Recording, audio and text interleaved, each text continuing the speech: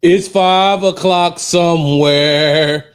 Joint practice observation between the Texans and the Panthers. That would be Sarge.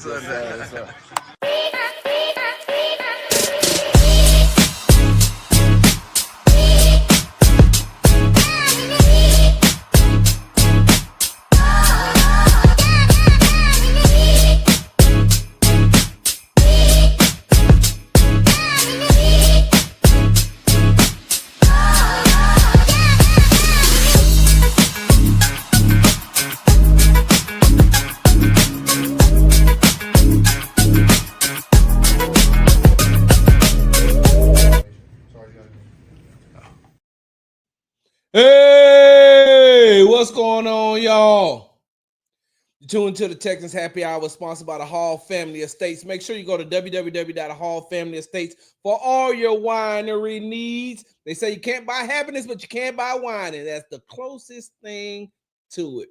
I'm your host, Big Sarge. Make sure you follow me on the app formerly known as Twitter at Big Sarge Sports with a Z at the end. Follow me on the Tick and the Talk. Right now, we are live at Big Sarge Media. Make sure you are subscribed to the Texas Tailgate Talk podcast, all one word, Texas Tailgate Talk. And make sure you follow me on Instagram at Big Sarge Sports with a Z at the end. Because you know we do everything for the gram. What's going on, y'all? Hey, Alexis, what's going on? Hey, hold on. Listen, let me tell y'all something before we even get started. It's Thursday. The Houston Texans do not practice on Friday. Do you know what that means? I get to start my happy hour early. I get to get some libations. Because I ain't got to work tomorrow. Check that out. Yes, Lord. You know, normally I come in here, I be like, I just got to drink a little water because I got to work tomorrow. But I ain't got to work tomorrow. Woo! Once again, tuned to the Texas Happy Hour. I'm your host, Big Sarge. What's going on, everybody? Okay, before we even get started. So I had the honor and the pleasure of participating in my third annual. It was my third annual. It's the fourth annual event, but I got a chance to cook with Cal. So for those of you all don't know, the owner and CEO Cal McNair, at the end of the fans portion of open practice, at the end of the very last open practice that they have for the fans, Houston Texans owner Cal McNair will grill. Now, this is the special thing about it, right? This is the special thing about it. There's only a certain amount of people who are invited to grill. Usually it's Cal and like 3 other people. It's like Cal and 3 other people, right? So it's Cal, and then it's this year it was Clint Sterner from Sports Radio 610. And then it's Sean Pendergast, who I think has done it for like 4 years in a row. It was him. Then it was yours truly, Big Sarge, right? One reason I like it is because I get to laugh and joke not only with the guys, but so Cal McNair is really funny, right? And he has a lot of these dad jokes that he tells, but he's really funny. I like talking to him. I get an opportunity to chop it up with him, talk with him. And wait, hold on, y'all. Give me 1 second. I got to put this up. Sarge, you look like you and Sean need some pointers on the grill. It's really cool to see you doing stuff like that. I'm so happy. Hey, I appreciate that, my fellow Greek brethren. I'm him is a newt. Hey, I appreciate that. Look, I know we laugh, joke, play with each other, but, you know, first we're, you know, African-American males in a Greek-led organization that always got to look out for each other first. And then we get to joke on each other about, you know, who came first. Hey, oh, somebody who said that? Who? Wait, who? Oh, who did that? So anyway, I got an opportunity to cook with Cal on today. I'm always gracious. Can y'all hear me? I'm always gracious for the people who will come out and say something to me and speak to me. Because I need that. I don't know everybody. I'm gonna be honest with you. I don't know everybody. So when you come up to me, hold up, backing, packing, never lacking, cracking. Hey, the guy chapter Alpha Turn to Incorporated. What's going on, Phil? I just had to put up one of my chapter bros who I'm gonna tell y'all some of them stories later on about, we went through our process, our process. I mean, I've been in the frat. In November, it'll be 27 years. So my statute of limitations has ran out. Yeah, I'll tell y'all about how I got hazed. Yeah, Vil, I'm gonna put you on the spot too one day, but not today. But I got an opportunity to meet a lot of people. And if you see me out, hey, let me tell y'all something about me. And we're gonna get this show started in just a second. But let me tell y'all something about me. If you see me out, speak to me. Cause I'm gonna speak back. I don't consider myself no better than anybody else when it comes to speaking. Now, in this content creative space, I think I'm the best. And if I don't think I'm the best, then who in the hell will? So in this content creative space, in this media space, hell yeah, I think I'm the best. I ain't gonna think nobody better than me.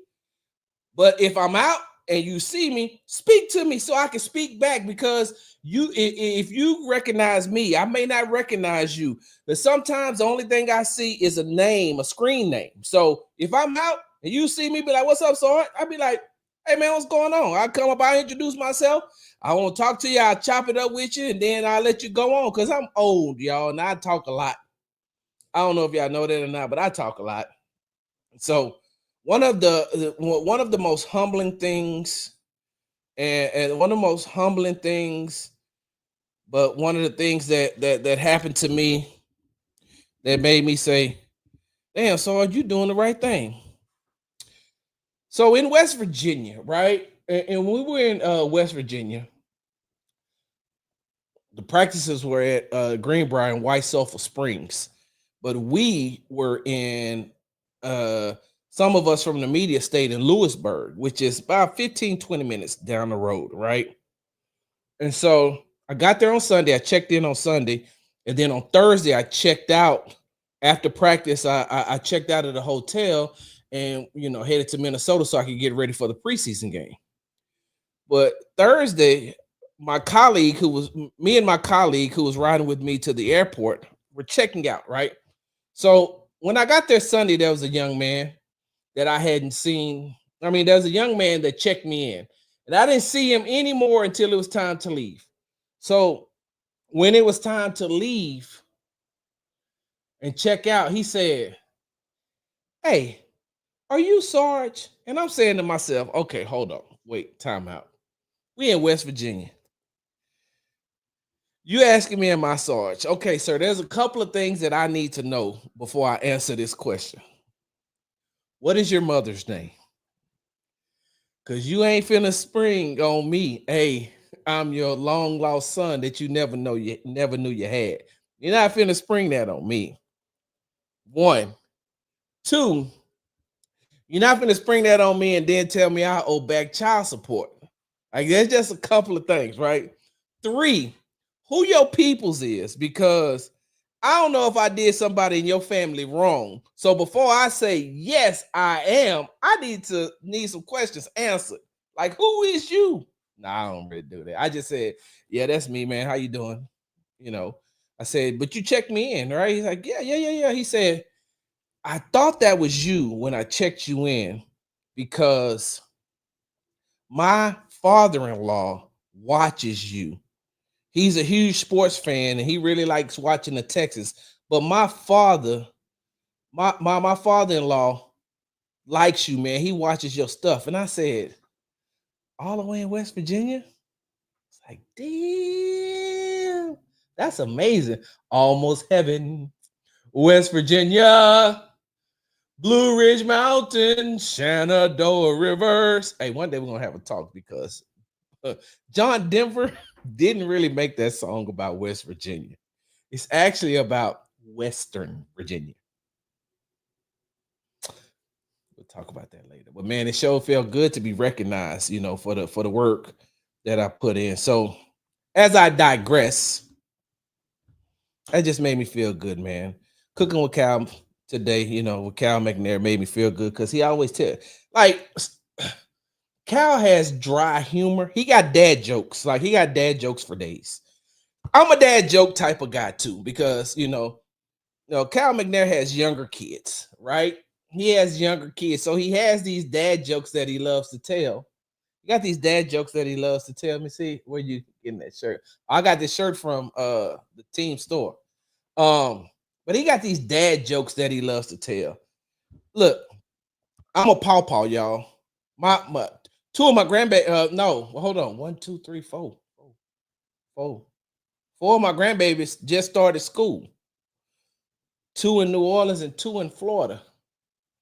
My 2 grandbabies in New Orleans, yeah, they just started school, and their mom is teaching for the first time, teaching first grade. So I'm a pawpaw. So I love dad jokes. I'm a dad joke. I'm king of the of the dad jokes. So with that being said, Cal be telling these dad jokes and I be laughing. I don't know if you all seen the clip that I had put out when he's talking about, so I have on the H right now, but what the Houston Texans are doing is on their apparel only, they're branding the T, because Cal says he's always wanted a T for the Texans. And so I wish I had that hat. It's in the other room, but he has this T. And then we were talking about, I was like, hey man, do you get excited, during the first, are you excited during, the beginning of training camp and games? He's like, yeah. I said, me too, man. I paid out my clothes and everything. He said, me too. I put out my t-shirt, get it? T-shirt. And I was like, funny to me. I love dad jokes. So anyway, got a chance to chop it up with him, man. So that was cool. That was real cool. All right. Once again, tune into the Texas Happy Hour, sponsored by the Hall Family Estates. Make sure you go to www.hallfamilyestates for all your winery needs. They will ship to you great, great, great wine. Great, great, great wine. They say you can't buy happiness, but you can buy wine, and that's the closest thing to it.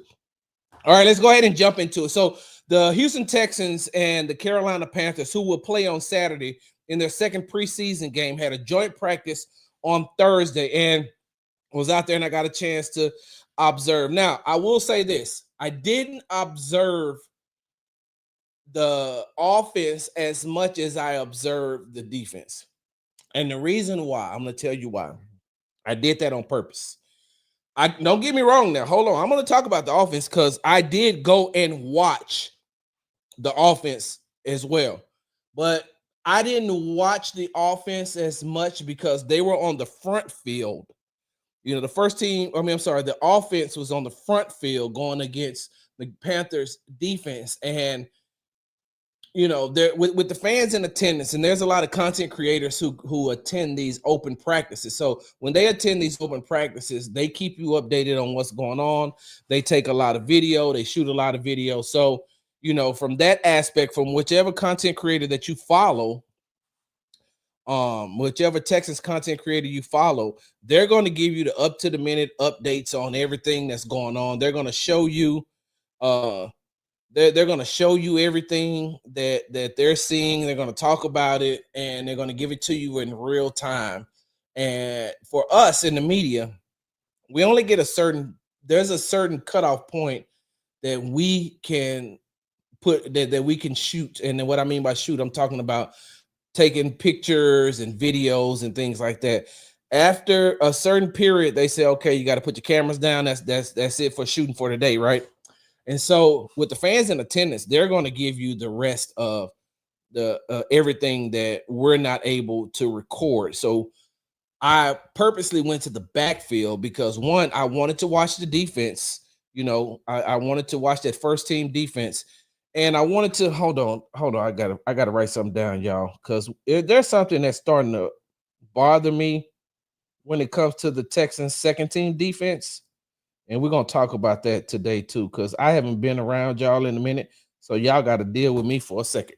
So I went to the backfield so I could watch the Texans defense and get video footage of there. And because, on the backfield, there's not a lot that the fans can see from the stands. Like they can see, but I have a better view from where I'm at. So if they're giving you what the offense is doing, then I like to go and give you updates on everything else that's happening. Now, I didn't get an opportunity to stick around and ask questions today because I had to go to that event. Um, I had to go to that event, so I'll get an opportunity to speak with CJ Stroud here soon. Will Anderson Jr. soon, and hopefully after the game, I'll get an opportunity to speak to Bryce Young. But after the game on Saturday, so I am going to talk about the offense. But like I said, I didn't get an opportunity to see the offense as much. Like I didn't see Nico's touchdown. I only seen it on the clip, so I didn't see that. I was on the backfield. And I have, if you follow me on Twitter at Big Sarge Sports with the Z at the end, you're going to see that I have a lot of footage that I'm putting out as far as the defense is concerned. And we'll get into that in just a second. But a couple of my observations from Thursday's joint practice between the Texans and the Panthers. First things first, it was good to see Texan safety CJ Gardner-Johnson back on the field, not playing, not participating in practice, but he was out. He was walking. He had a sleeve on his right leg, but he was out there, and him and rookie safety Jalen Reed were out there. And just watching the way CJ Gardner-Johnson moved, it gave me more optimism that he will be back. Listen, I'm going to be honest with you. I was told that he was going to be out a significant amount of time. I don't know what, if he can run or not. I'm not sure on how he's moving on that leg. I just know that he's walking with a slight limp. And, some people told me that he was going to be out probably until the third game, maybe the fourth game of the season. But I'm pretty sure that he's working hard and rehabbing. And I'll find more out on Saturday about the way that he's rehabbing and what he's doing. And so it was good to see him out there.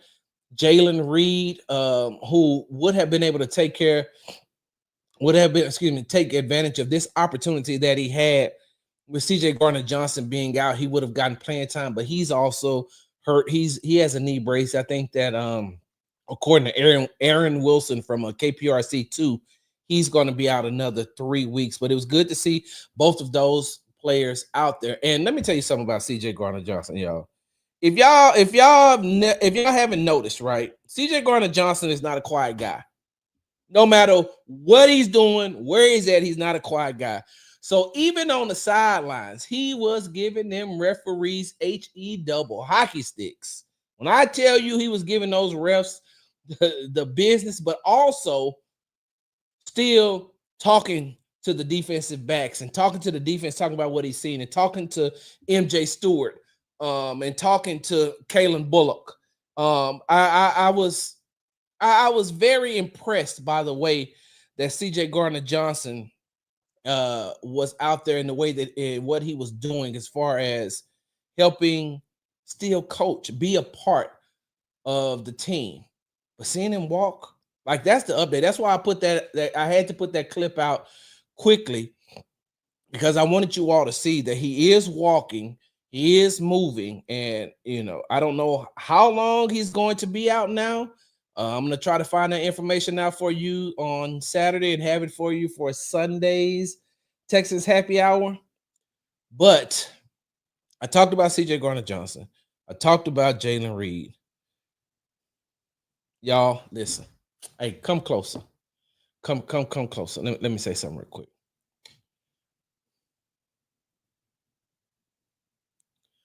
I was in attendance. We all watched. I was in attendance at the game. I watched. I seen it happen in real time. You all watched it on television.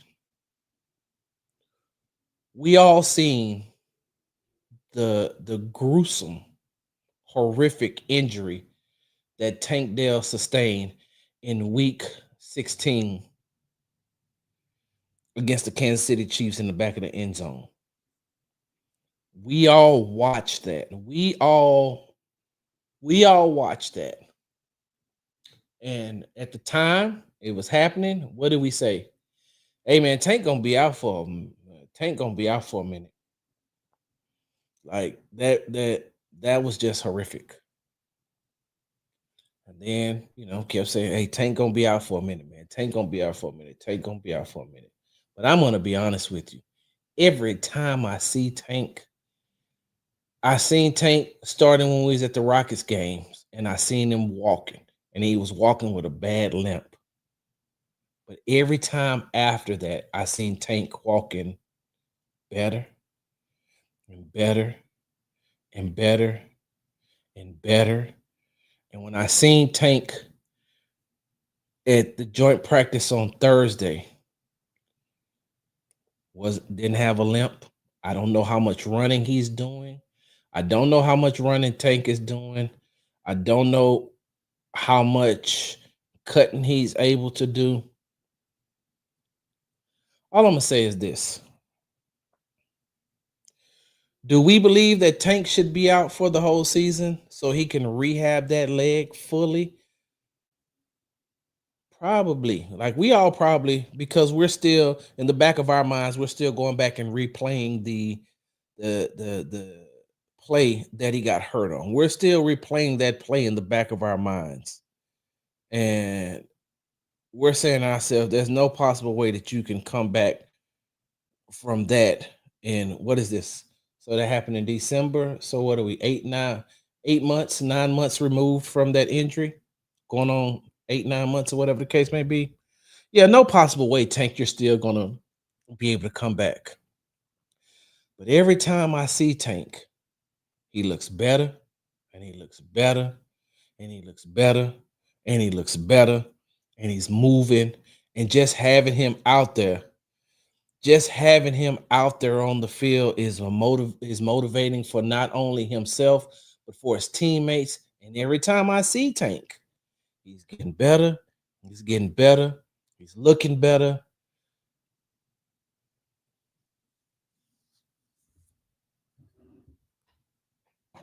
I ain't had a lot to drink yet, so this ain't the cup talking. This Sarge talking. Hold on for a second.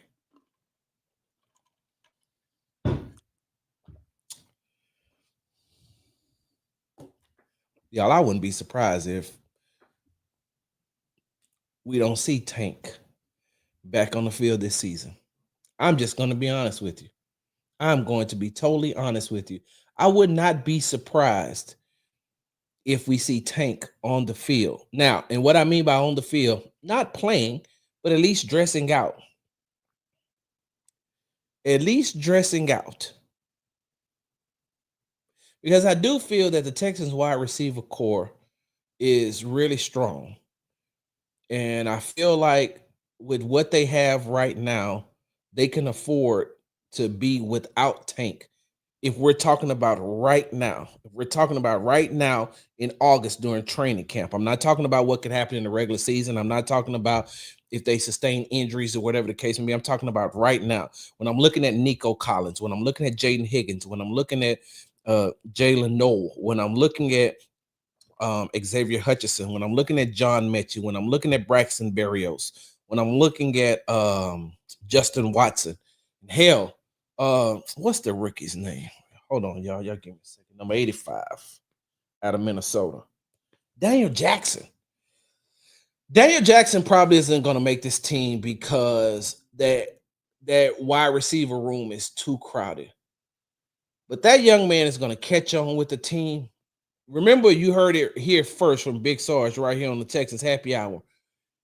Daniel Jackson out of Minnesota is going to catch on with the team. What's up, Patton? I see you. I'm going to get to you too. He's going to catch on with the team. And that young man is going to be something special, barring injury. But that wide receiver room is crowded. There's a lot of competition. Oh, my bad. I forgot Christian Kirk. Christian Kirk is in that wide receiver room as well. Like, there's a lot of competitors and there's a lot of competition in that room. And that room is like overcrowded. And so some of those players, one or two may not make it. One or two may make the team, but they're going to be used on special teams only. But right now, I would say, hey man, there's no need to rush. And I don't think that Tank Dell is rushing himself back. I really and honestly truly believe he's just going through the process.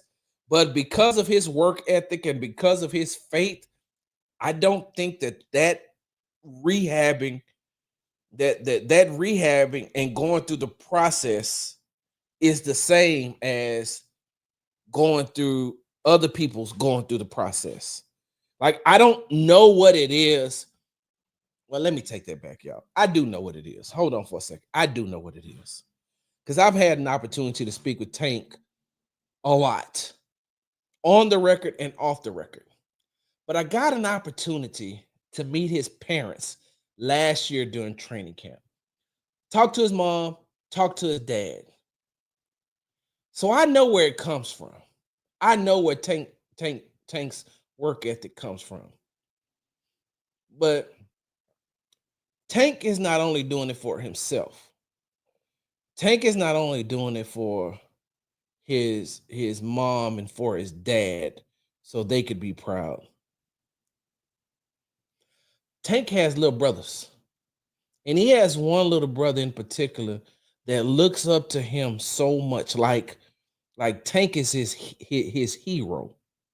Like that little guy loves Tank to no end. He plays football. He plays football. I don't think they play the same position. I think he played like linebacker and running back, but he loves Tank, and Tank loves him. Tank loves him.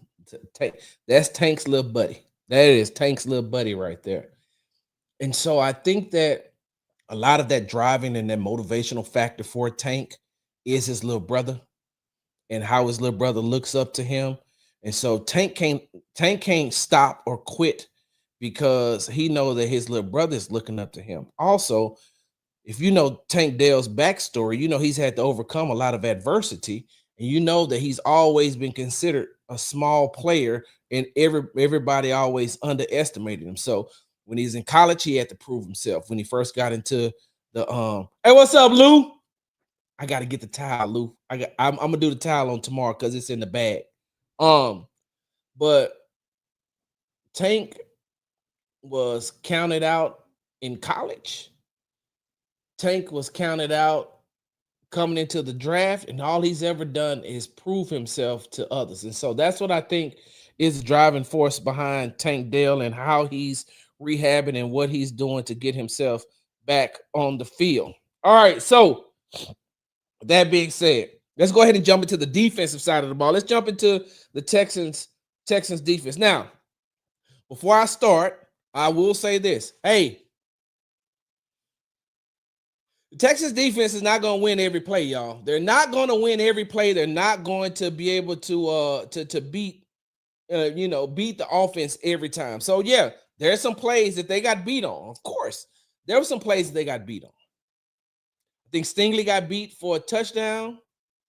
Stingley got beat for a touchdown.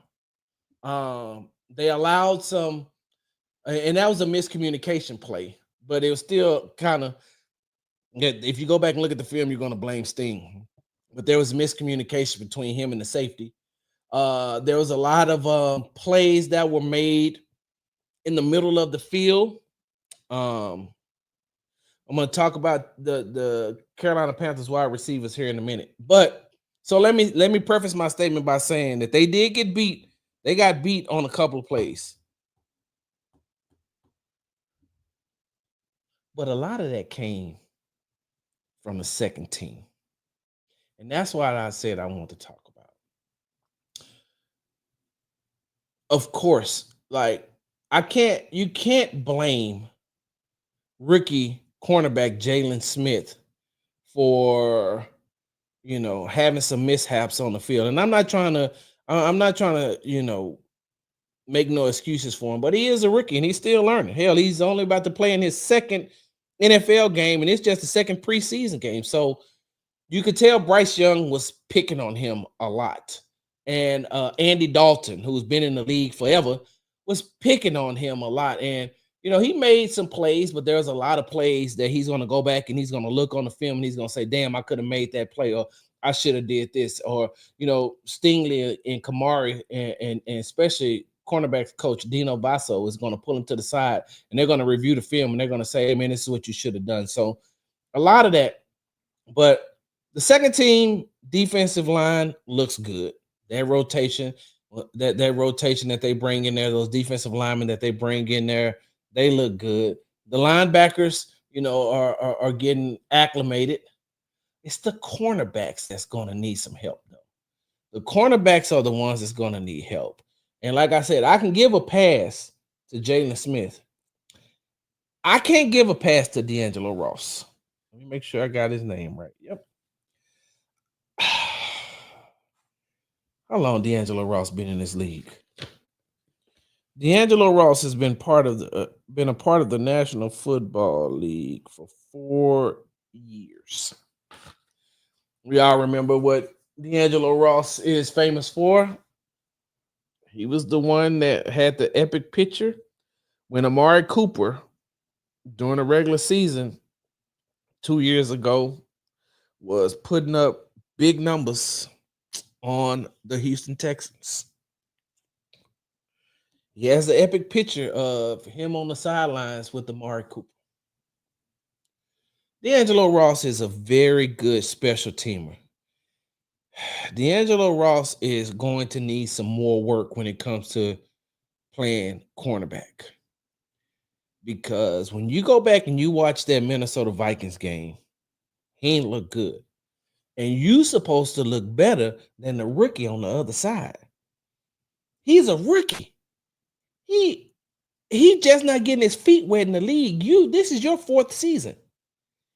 And you're making the mistakes that the rookie is making. You're making the same, you're making the mistakes that they should go back on film and say, well, Jalen, you're gonna have to look in coverage, you're gonna have to do better right here. They shouldn't have to look at it and say, hey, D'Angelo, you're gonna have to do better. You're gonna have to do better right here. You're gonna have to do better right here, teaching him like he's a rookie. Nah, you can't do that, man. You cannot be on the opposite side knowing that they're going to pick on a rookie. And when he does play good coverage, they just come to your side and pick on you like you're a rookie. Like for real, you're going to have to step it up, man. Or you ain't going to make this team. Because normally you could be like, hey, I got the special teams to lean back on. But you remember now, on Wednesday, I asked special teams coordinator Frank Ross, all right, man, there's a lot of competition in these rooms. And there are some players who are not going to get playing time at their position, but they're going to be looking to get playing time on special teams. This season, how are you evaluating that? Because there's a lot of overflow coming onto the special teams. And he said, hey, look, you got to win your rep. If you only get 3 reps during the preseason, you better make those 3 reps count. Better make them count, because the Texans aren't just they are not starving for camp bodies anymore. They're not starving for special teams. They got enough people to play special teams. So if you can't perform at your position, and now you're fighting for a position on this team on special teams, but you got people over there showing that on special teams too. What are we talking about here? Like, there's no possible way we should be talking about D'Angelo Ross like he's a rookie. And he got abused last week against the Vikings. And today in that joint practice, I'm saying to myself, all right.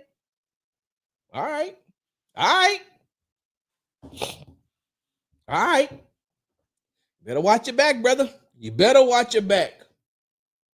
Now that we got that out the way, let's get to this first team. Hey,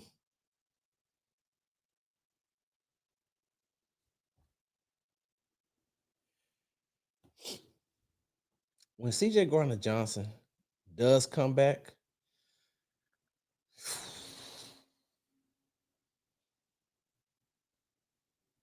that defense is going to be hell. That defense is going to be hell. When I tell you that today, that defense was, like I said, they lost some plays, of course, but they was on Bryce Young. Boy, Bryce Young, look up and he like, what is, hey, yo, hey. I put out a play on social media. Will Anderson Jr. started on the left side.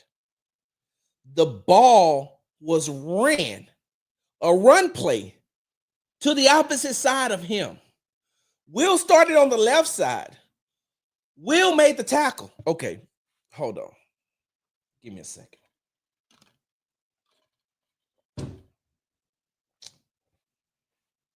I gotta talk to y'all like Dr. Umar Johnson be talking. Will made the tackle coming from the opposite side of the field. Will made the tackle coming from the opposite side of the field. Will Anderson Jr. came from the left side of the field, navigated through the traffic, and made the tackle on the right side for no gain. Hold on. Maybe I should have. That probably should have been the first part I should have said.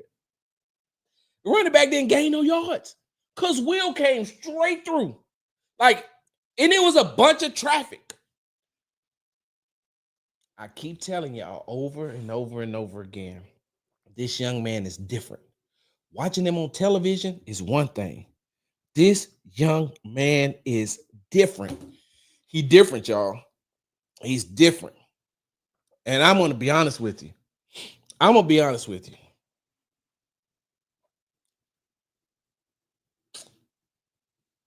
Okay.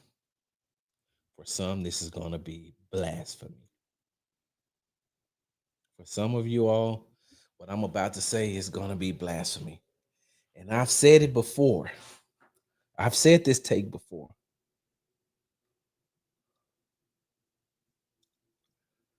Will Anderson Jr. stays healthy. If he can stay healthy, he'll go down as probably the greatest defensive end to play for the Houston Texans. I know, right? All hell, Sarge. You better not talk about the demigod, J.J. Watt. I know, y'all. I know. J.J. Watt got what, about 1,400?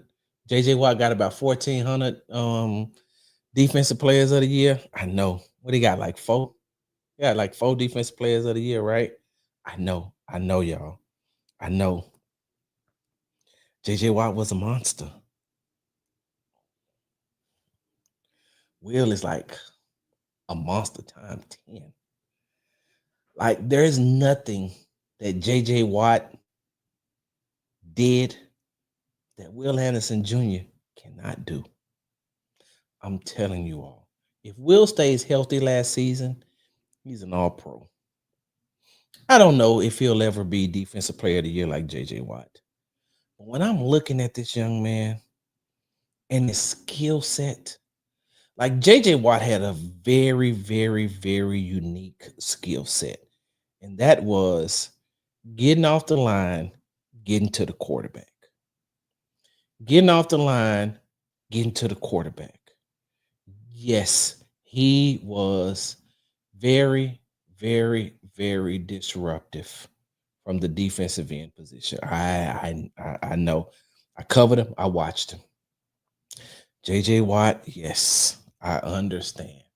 When you look at the Mount Rushmore for Houston Texans, of course, you got to start with Andre Johnson and J.J. Watt. Those two are staples.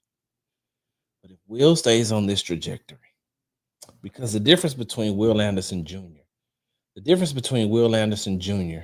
and J.J. Watt,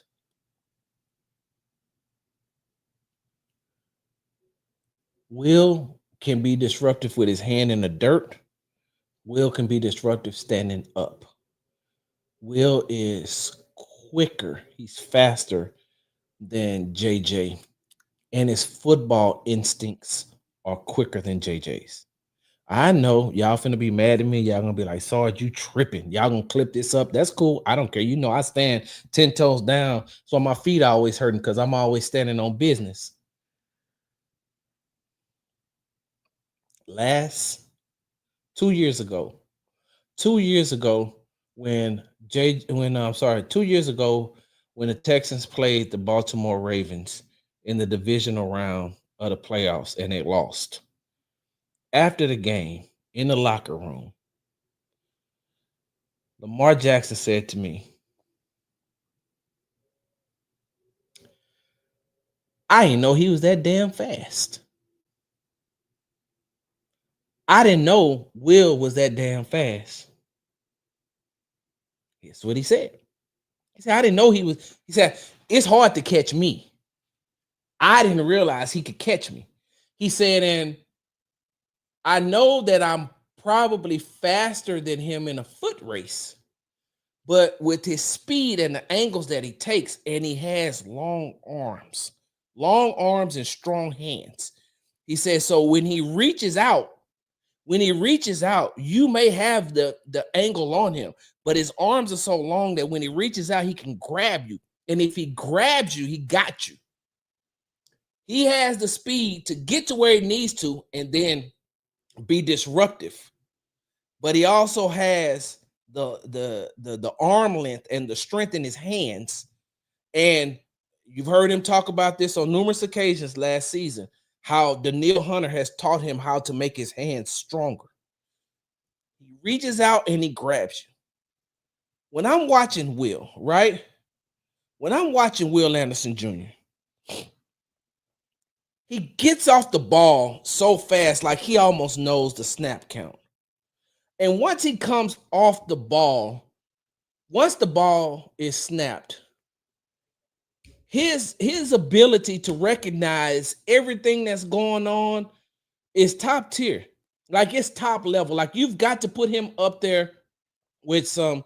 You've got to put him up there with some of the young and up and coming. Like, let me see, who can I say? Like,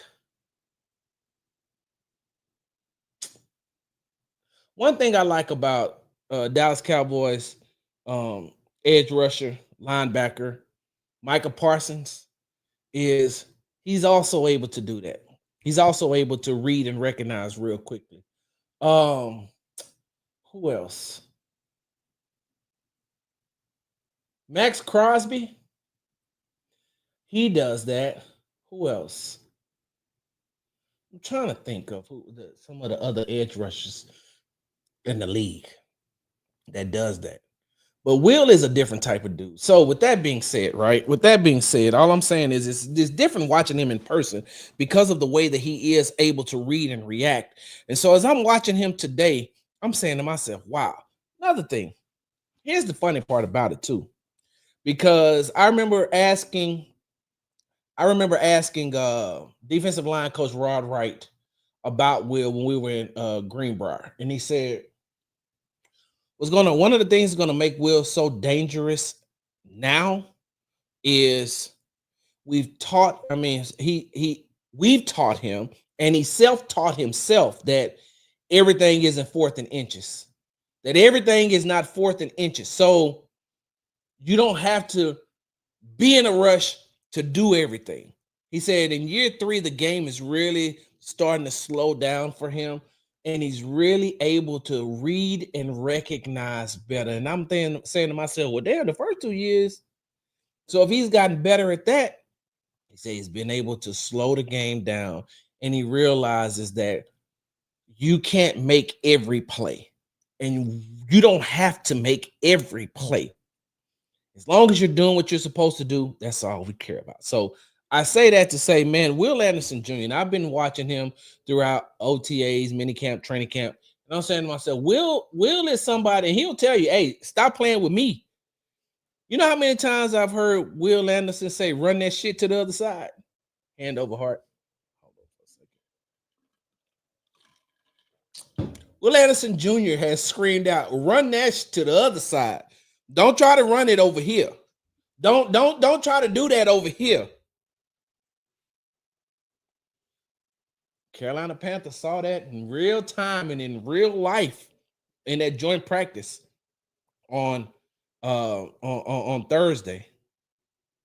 Derek Stingley Jr., monster. We already know that though. He's an all-pro. The linebackers looked good today. Henry looked good. Henry had an interception. Aziz had a forced fumble. Stingley had an interception. Like I said, he got beat on one play. You're gonna see that, but I think it was a miscommunication from what I say. I'm gonna go back and I'm gonna look at the video again. But in real time, it looked like a miscommunication. So, but the linebackers played very well today. In the second unit, they played well too. So let me pause for a second, right? Hold on for 1 second before I jump on the other side and start talking about the offense.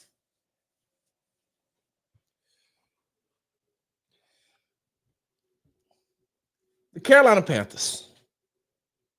Carolina Panthers are an interesting team, right? The Carolina Panthers are an interesting team. And I'm going to tell you what I saw on Thursday. For as much scrutiny and criticism as Bryce Young took last season? Season 4 last 2 years ago. When did he get benched? What year did he get benched? His first year, his second year, he got benched, and then they brought him back in, and he played well. But what I seen from Bryce Young on Thursday, and probably what I'm going to see on Saturday, is Bryce Young he's starting to look the part, y'all. He's starting to look the part. He's starting to look a whole lot better. You can tell it's almost like it's clicking now. And the one thing that I was really impressed by, because Bryce Young he's a small guy, right? He's small in stature, small in height, small in weight. And what used to bother him, especially when he got into the NFL, was the amount of big bodies around him and the traffic. And he couldn't navigate. He couldn't navigate through the traffic like that. But watching him now, he has learned how to navigate through the traffic. He's learned how to navigate through the traffic. He's learned how to use that to his advantage to get into spaces where most quarterbacks are too big to get into. Like he's learned how to maneuver himself and use his body to get into spots to be able to see the passing lane or where he wants to throw. And I'm going to tell you what helps that.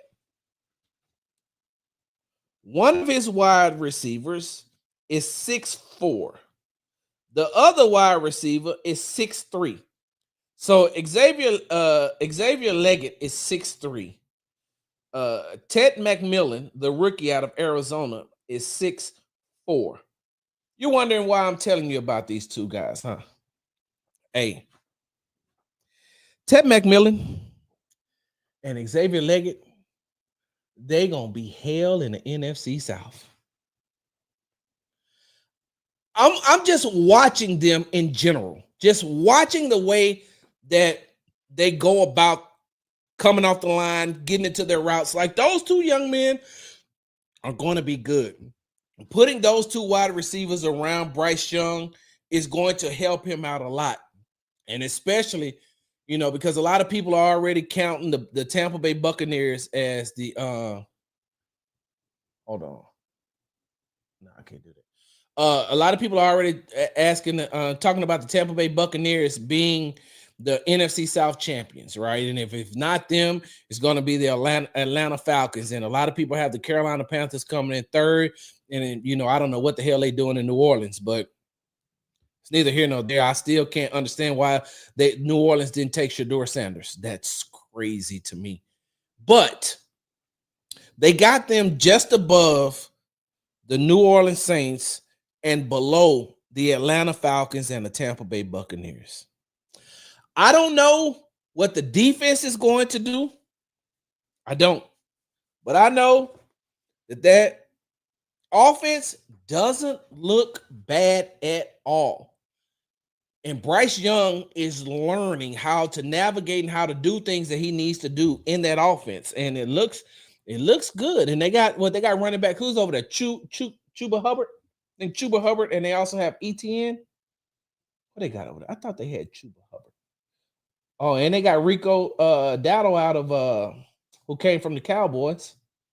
I want to see what Jimmy Horn Jr. is going to do. They got the 12-year veteran and Adam Thielen, but they got Trevor Etienne out of the rookie out of Georgia. I like him. And what number? There we go. That's what I thought. I thought they had Chuba Hubbard. So that's what I was impressed by. I was impressed by watching Bryce Young, and I was impressed by watching the two wide receivers and the way that they work. I like the way that they work. I like the way that they move. I like the way that they do things, and I like the way that they operate. So Carolina Panthers is not going to be bad. I'm looking to see what's going to happen on Saturday in real time because the starters are probably going to play a lot on both sides of the ball. But I want to see, because I know that the Texans are not going to play the Panthers in the regular season. But it's just good when you got these type of joint practices, just like when they have the joint practice against the Detroit Lions. I'll be looking at what the Detroit Lions are doing, some of what they're doing. So, yeah, I like I like what I'm seeing from the Carolina Panthers. And their offense don't look bad too. Their offense don't look bad at all. Speaking of offense, right? Speaking of offense, so the offense had its ups and downs from what I was able to see, right? And I'm only talking about what I was able to see. If you go to some of these other Texans content creators pages, you'll be able to see more on the offensive side of the ball than what I witnessed. I witnessed more of the defensive side of the ball. Like I said earlier in the show, I witnessed a lot of the defensive side of the ball, not as so much as the offensive side of the ball. But I did get an opportunity to watch some of the 11 on 11s from the offense. And I have to say this.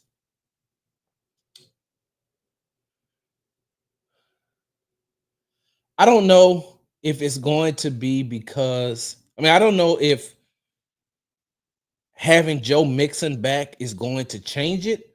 I don't know if getting Joe Mixon back will change the Texans running game. I seen some flashes, but that was from the second team. I seen some flashes from the second team. Their run game has got to be better. They have got to get that run game better. Joe Mixon, and I can't see your name on Jacob. Jacob is asking on TikTok Live where Joe Mixon is out with the lower leg injury. He's rehabbing that. We may see Joe back in practice next week. We may see him back next week, but I don't think that he'll play in preseason game. I don't think that he'll play. I don't think he'll participate in the joint practice with the Detroit Lions. But I do believe that we will see him back next week so he can get himself acclimated. Because, we almost done, y'all. Training camp is almost done. Training camp is, I don't think y'all realize that. Like, Saturday's game against the Carolina Panthers is the second preseason game. They only play 3 preseason games. Next week, after they practice, and then they practice against the Detroit Lions in the joint practice, then they play them on Saturday. That's it. Preseason is done. Training camp is done. It's time to get ready for the regular season. So I think that they'll bring Joe Mixon back. I'm thinking possibly next week, just so he can get himself acclimated to being back in football shape. I heard that the rehab is going very, very, very well. And so with that being said, this running game got to do better. Unless you want CJ back there throwing the ball 40 to 50 times a game, it's got to be better. It has to be. It has to be better. And when they're practicing against each other, the run game has not been very effective. And now watching them in that joint practice on Thursday, something ain't right. Something ain't right. They got it. Cole Popovich is going to have to get that run blocking scheme a whole lot better. And for some of it may be. Hold on for a second, y'all. Here we go. Let me do this. Here we go. For some of them, it may be. It has to do with getting used to a new offense, getting used to a new run blocking scheme. But that run game, it's got to be better. Passing game looked good today. Passing game looked good. Of course, CJ took some sacks. CJ made some mistakes, but all in all, I like the improvement.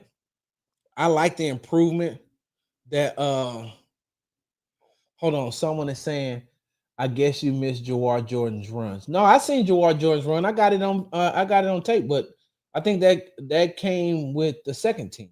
I I don't know if that run was with the first team from what I seen. Now, like I said, I didn't see all the offense. So, hey, look, I'm a Jawar Jordan. I'm a Jawar Jordan guy. So I only seen one run, but from what I seen, that run game has to be better. The offense has its ups and downs, but I'm gonna tell you what I was impressed by from CJ Stroud, and it's crazy because the one thing that we've been talking about here on the Texans Happy Hour, but also on the Texans Tailgate Talk podcast, what did we say? Hey, CJ is not going to be going up against CJ is not going to be going up against a lot of top 5 defenses. So when he struggles against his own defense, that's only making him better. That's only making him better. So Thursday, I seen a lot of the old CJ Stroud. I seen a lot of there's certain packages and certain plays. There's certain packages and certain plays that CJ just thrives in. Even against his own defense, there's certain plays when you're watching, you're saying to yourself, he likes that play because he always executes. Like on that one, that one can't be stopped. There's some plays that CJ do that just can't, they can't be stopped. No matter what defense you're going to put up against him, he's going against the best of the best on his own defense. There's some plays, and so I'm watching that in the portion of the offense that I did get to see. I seen those plays being ran, and I said, he likes that because what they did, what the Texans did, right? We know that Nick Caley, first year offensive coordinator, is bringing in his own system.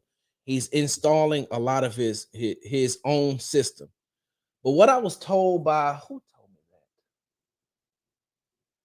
that? Was it Xavier Hutchinson doing the interview? I think it was the Xavier Hutchinson. May not have been Xavier Hutchinson. I forgot which one of those wide receivers I was talking to. I got to go back and find it. He said, but we didn't just totally scrap all of. We didn't just totally scrap all of Bobby Slowick's plays. Like we didn't just throw all of Bobby's playbook out the window. We kept some of those plays that CJ was effective running the past 2 seasons. Hey, we kept that. We kept that.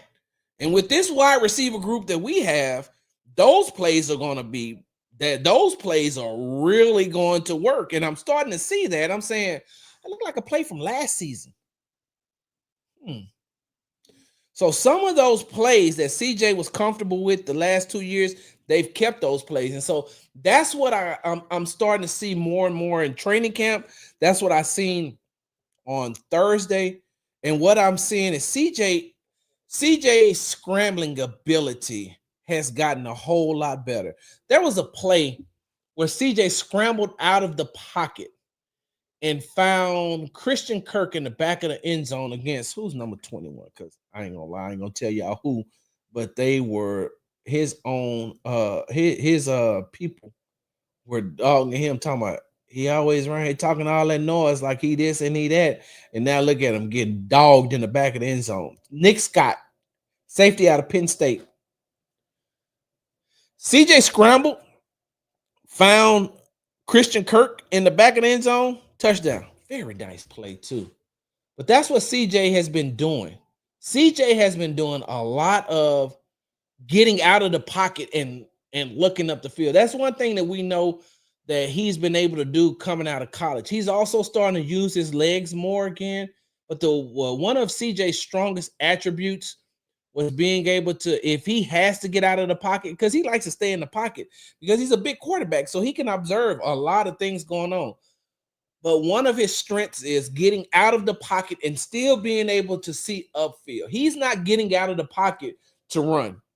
He's getting out of the pocket to look, to see what's going on. I got to get away from this pressure. What else is down there? Ain't nothing down there. Let me take the ball down and run. Or let me get out of there. Let me see. All right, up right there. Bam. Bam. There's Christian Kirk. There's Nico, who's broken open. We've seen that. We definitely see that when he played against the Indianapolis Colts.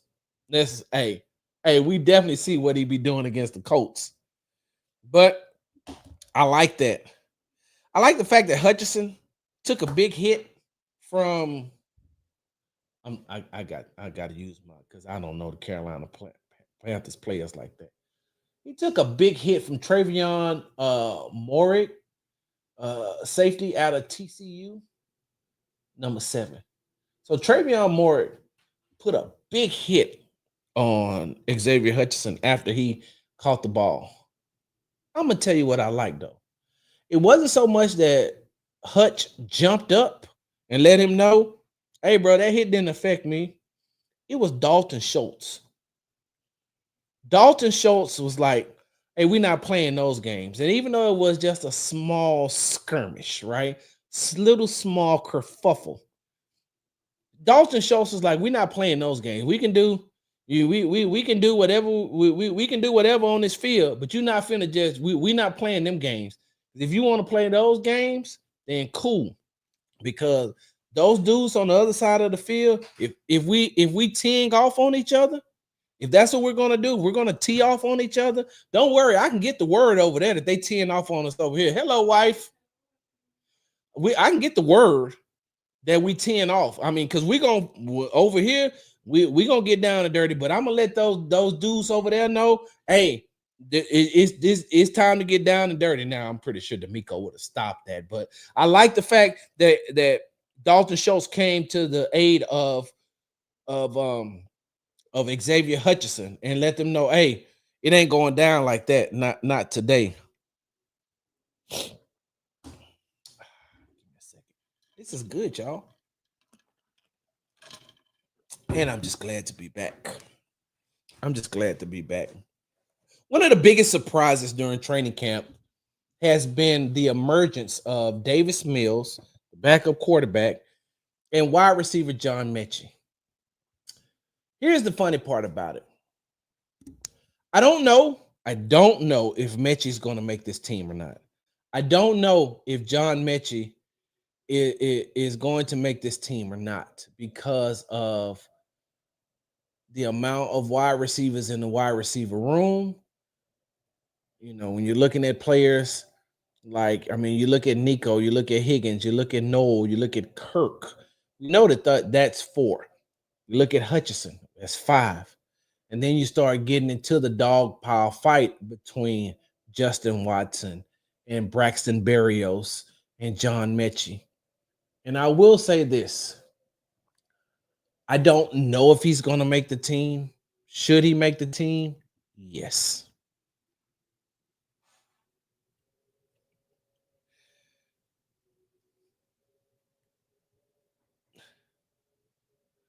On Saturday, when you're watching the game and Mechie's in the game, is one thing I want you to watch. I want you to watch his route running. John Mechie is probably one of the best route runners on that Houston Texans team. I don't know. No, maybe. Mechie is a route running technician. And because he's been behind the eight ball so much, and what I mean by being behind the eight ball is, he had to deal with the cancer when he first got in his rookie year. His second year, he had to deal with his second year, he dealt with recovering, coming back on the field, but still, having been through chemo and radiation and things like that. Um, and now he's going into his third year. And so this is almost like the make it or break it year for John Mechie. He came in, he's totally different. He's totally. I'll answer that in a second, Senor Bobole. His body is totally different. He's gotten faster, he's gotten quicker. You could tell that he's fully recovered from what he went through his rookie year. And he can catch. I don't know why people don't realize that. And he knows what's being said. He knows what's being said about him. And had an opportunity to speak with him during the exit interviews. And I think I'm going to go back and put that back out so you all can hear what he said about going into the offseason and some of the things that he needs to work on. But in this Nick Caley system, for him and Davis Mills are on the same page. Mechie and Mills, they are on the same page and they're thriving. I'm going to be honest with you. They don't have too many mishaps. Mechie and Mills, they don't have too many mishaps, and that could be with the familiarity of them playing with you. Because Mechie plays first and second team, he gets first team reps as well, so that could be part of it. But Mechie, I know I'm rooting for Mechie. I know that I'm rooting for Mechie to make this team because I remember what a healthy John Mechie looks like coming out of Alabama. I remember. Now, he didn't come out of Alabama healthy because I think he got hurt in the SEC championship game. But I remember what a healthy John Mechie looks like. And I think that it was so that year him and Bryce Young played together. I think the first 3 or 4 games, they weren't on the same page. But after they lost to A&M, they got on the same page and it just took off.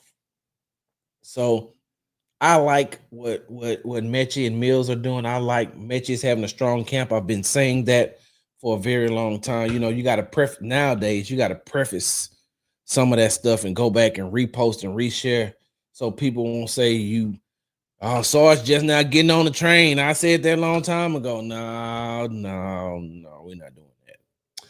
I also like the connection between Braxton Berrios, and I like the connection between Braxton Berrios and Mills. I like that. I like what they're doing. I like the way that they're playing. I like that. I like overall what Mills is doing. There's still some improvements that he can make. Of course, there's some improvements that he can make, but he looks a whole lot better. What's this, year 5 for Davis Mills?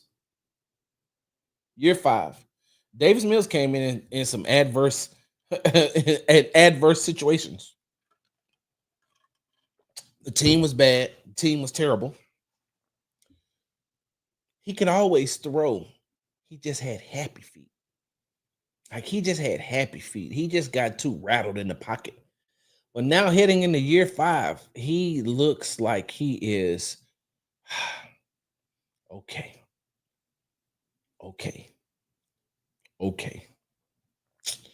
Well, let me go back to saying this about Mitch because Oville just asked me a question. Will they move on from Mitchie because of what he can get in trade capital? That may be one of the things, but I'm thinking to myself, the Texans has had bad luck when it comes to the wide receiver position the last 2 seasons.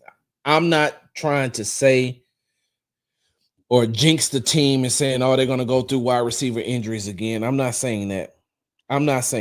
What I'm saying is that the last 2 seasons, the Houston Texans season has ended because they don't have wide receivers. You have Nico Collins and everybody else, a bunch of young receivers trying to do what they do. Against Baltimore, if they would have had, Tank would have been able to be on the field. If Tank would have been able to be on the field in Kansas City, they may have beaten them in the playoffs. They may have been able to beat Baltimore in the playoffs. Because a lot of people never say this. And look, I think somebody said something about the Baltimore Ravens earlier. I like the Baltimore Ravens. I like the Baltimore Ravens. I'm a huge Lamar Jackson fan. I'm a huge Lamar Jackson fan. I don't have any bad things to say about the Baltimore Ravens. But when you go back and you look at that game, that divisional game after the first season, remember now, remember, score was tied 10-10 at the half. The Texans got beat by a war of attrition. And what I mean by war of attrition is they just didn't have enough athletes. They didn't have enough athletes. They didn't have enough stamina to continue to play the way that they played in the first half to be able to, control some of that stuff that the Ravens were doing. I mean, they only had one touchdown, and that was, I think, a special teams touchdown, but it's tied 10-10 at the half. Against the what they lose 23-14 was the final score against the Kansas City Chiefs 23-14. And it took a lot from the Kansas City Chiefs to be able to beat them in that game. But when you only have one wide receiver that the defense can roll the coverage towards, and then you have, you got Mitchell, you got Hutch, trying to do what they do, second year in the league. Because I think it's Hutchinson. Yeah, Hutchinson's third year as well. So you don't want to end your season again. And I know, you went out and you got Christian Kirk. You went out and you got you drafted Jaden Higgins. You drafted Jalen Noel. So you may be able to have a better, support when it comes to that. But you also want to be able to keep around a veteran or two who's been in this league, who's played in those high pressure situations, who has performed. That's all I'm saying. That's all I'm saying. All I'm saying is that when you look at, John Mechie, and is he going to be the odd man out? Or are they going to trade him? I'm saying to myself, you may be giving up a valuable asset. But then again, I mean, Braxton Berrios brings a lot to the team. I don't know if Justin Watson, make sure I got his name right. Yeah, Justin Watson, he's a veteran. He hasn't done anything that has really been standing out to me, but Mechie has been standing out. Of course, we know Jalen Noel has been standing out, but Mechie has had a really good camp. Mechie is doing he's making it hard for them to just say. I put it like this: if they were going to get rid of Mechie, they probably should have got rid of him last year, because his training camp last year, he didn't look good. He did not look good. And when we were in Ohio, he struggled. He had some struggles. And so this year, he's having his best camp. Like he's having the last year's camp was bad. This year's camp, he looks good. So I'm curious to see what he's going to look like on Saturday. And I know that he's going to get a lot of playing time on the last game against the Detroit Lions. And I remember somebody saying if Mechie was still in with the third team and the fourth team against the Minnesota Vikings, and I'm saying there he ain't in there because he a third team or he a fourth team, and he's in there so he can get more reps, so they can see what he looks like and give him more reps. When we're gonna make roster cuts, team's gonna rate our cuts. Yep. Somebody said on a TikTok live. I'm sorry, I don't have my glasses on so I can't see your name. Samurai says that when we make roster cuts, teams are going to rate our cuts. Yeah, they are. Teams are going to rate the Texas cuts. Texas is going to lose some talent, y'all. I'm telling you right now. Everybody can't make this team. They're going to lose some talent. And when they lose talent, people are going to pick them up. It's just how it goes. All right, my wife has come home. And I know that we're supposed to be somewhere. I don't remember what time it is. Is it really? Dang, it's almost 6:30. All right. So before I get up out of here, y'all, I told you all this, right? So once again, you tune to the Texas Happy Hour, sponsored by the Hall Family Estates. They say you can't buy happiness, but you can buy wine, and that's the closest thing to it. 2 years ago, right? 2 years ago, the Houston Texans actually played the Carolina Panthers in Carolina. And I don't know if you all remember what happened pregame. Pregame, wide receiver Tank Dell was on the field. And former NFL wide receiver, who was a very, very good wide receiver, Steve Smith Sr., talked with him on the field. I wrote an article about it and everything. And I got an opportunity to speak to Steve Smith when he was in the press box. And I said, "Hey, man, what'd you tell Tank?" And he said, "That's between me and Tank. But if you know anything about Steve Smith Sr., and I do, because I think he came to cover a game. Was it I forgot which network he was with, but I think it was a Thursday night game between the Eagles and I think it was that Thursday night game on Amazon against the Eagles and the Texans. But anyway, a couple of years ago, I talked to Steve Smith Sr. for about a good 10 to 15 minutes. About a good 10 or 15 minutes. And he's a real good dude. Matter of fact, we weren't even talking about football. We talking about his son playing basketball. And I asked him, "Do you help?" He's like, "No, I can't play no basketball. I'm a hack." And so I knew when he told me that about, you ask Tank, I ain't gonna tell you. I knew if I just waited a couple of minutes, he'd tell me. And he did tell me. I'm gonna see if I can find that article on Texans Wire and reshare it. But Thursday, Steve Smith Sr. was out at practice, right? Steve Smith Sr. was out at practice, the joint practice between the Texans and the Panthers.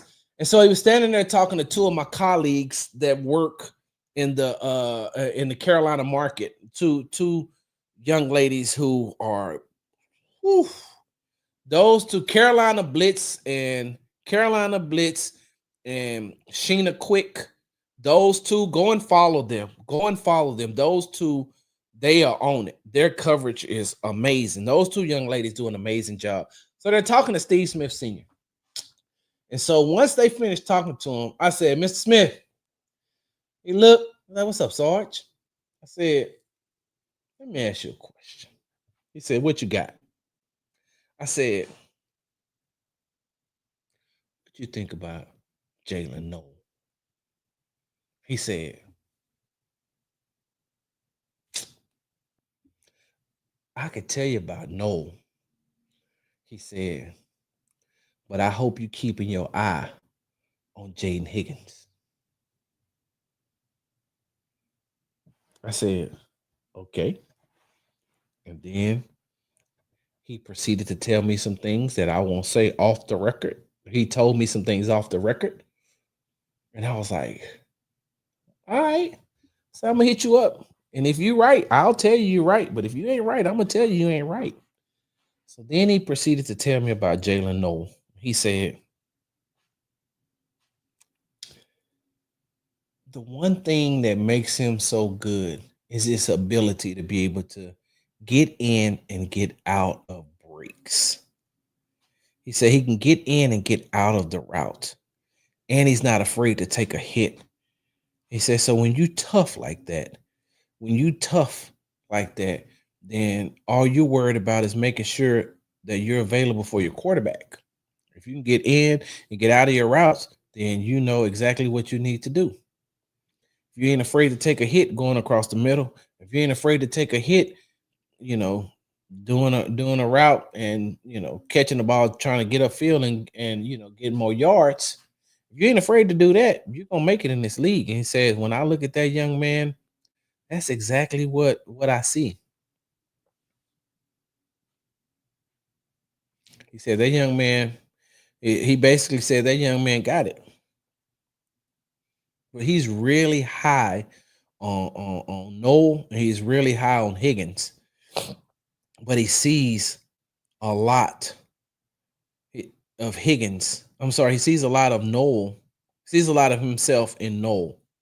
Because I don't know. Have y'all ever? For those of you all who's gotten a chance to, for those of y'all who's ever gotten a chance to see Jalen Noel in person, he's not a small guy. Like he's small in stature. He's small as far as height is concerned, but he's solid. What does he weigh? Jalen Noel is 5'11", 201 pounds. He's a solid 201 pounds. And he's not afraid to take a hit. That's the part that blows everybody away because he'll put himself in position to be where the quarterback needs him to be. Hey, you need me to be right here? I'm gonna be right here. I'm gonna catch this ball. I don't care about who's around me. I don't care. There's bigger defenders around me. I don't care. I'm gonna be here and catch the ball. And if I can only get these 2 yards, I'm gonna get these 2 yards. But I'm trying to get 8. And his drive, will, determination to get to where he needs to get to. Somebody put he is basically Steve Smith. Exactly. And that's why Steve Smith Sr. is so high on Jalen Noel, because he sees a lot of himself in Noel. He's seen a lot of himself in Tank Dell from a different perspective. And like I said, I'm gonna put that because I don't remember the actual quote, but it's in the article that I wrote, and I'm gonna put that out so you all can read it. And because I don't want to butcher the quote, but he likes. I know for one, he likes Tank Dell's heart. He likes his toughness as well. Well, he looks at Jalen Noel and he says, "Yeah." And that's the one thing that stood out for me too. That's the one thing that stood out for me is he has that he is that he's a rookie. Don't get me wrong, he's a rookie. He's still learning. He's still learning the offense. He's still learning the ways. But one thing that he does, and I had an opportunity to speak with Jaden Higgins. I'm gonna put that interview out. I'm gonna put that interview out on YouTube today. So make sure you subscribe to the Texans Tailgate Talk, all one word, Texas Tailgate Talk YouTube channel.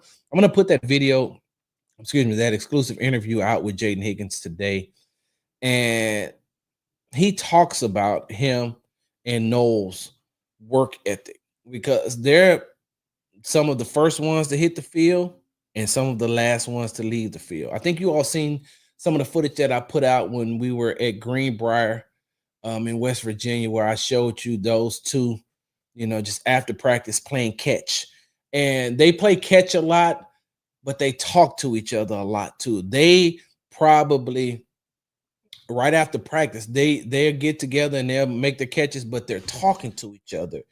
And you could tell that they're going over a lot of the things that they either messed up on or that they did very well, but they're going over the things before they even go in to watch the tape. And I think a lot of that has to do with the one thing that you got to tip your hat to general manager and executive vice president Nick Caserio for, is that he went out and he got 2 teammates that know each other, that are friends, but that can play their positions and play them very well. And so they know what each other's going to do when they're on the field. When they're on the field together, and that's very rare, right? That's very rare that you can get 2 teammates like that. I remember when the Cincinnati Bengals drafted Jamar Chase. And I told a lot of people, did I have a show at the time? I don't remember. But I told a lot of people, I said, Joe Burrow gonna take off. I like, what you mean? I said, bro, they went out and got him as wide receiver. He can close his eyes and throw the ball to Jamar Chase. Jamar Chase can run that route with his eyes closed and open him and know the ball is going to be there, because they're on the same page. They know exactly what each other's going to do. And when you get Higgins and Noel on the same side of the field, they already know what's gonna go. They already know what each other is going to do. They already know exactly. All right, bro. I know the play, but I know your tendencies and I know your habits. So I know that whatever you're about to do, I don't need to get in your way, and whatever you're about to do, and they think, and vice versa. That's not getting each other's way, but let's also create a space to where both of us can be effective. And that's what having Higgins and Noel is. But Steve Smith Sr., he really is high on both of those wide receivers. Sideline Sarah, who, by the way, let me make this announcement. I will be making a Texans Tailgate Talk community on X, on the app formerly known as Twitter, but on X. I will be making a community, and Sideline Sarah will be one of the moderators of our community. So it's starting. It's coming. But Sarah says that Steve likes Higgins more than Tet, and that's Tet McMillan, the rookie wide receiver out of for the Carolina Panthers. He talked about it on his podcast before the Panthers drafted him. All right. I didn't know that. I'm gonna go and I'm gonna take a look at some of that stuff too, especially leading up to Saturday's game. All right, I gotta get ready to go for my wife. Totally just beat me up. To my TikTok family, hey man, y'all meet me here, man. I need the love and the support here as well. I need the love and the support from you all as well. And I will definitely be back. We'll definitely be able to interact. I talk about y'all all the time. I say follow me on the Tick and the Talk at Big Sarge Media. But hey, I definitely appreciate the love and support. TikTok family. I'm gonna do something exclusively for you all.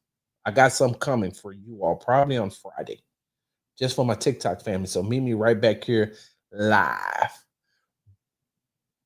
I'm out. How can I? Uh-oh. Let me see how I can do this. Crizzle. I gotta see how to wait. Hold on. I think that might do it. In now. There we go. Woohoo! I did it. You about to go? Okay.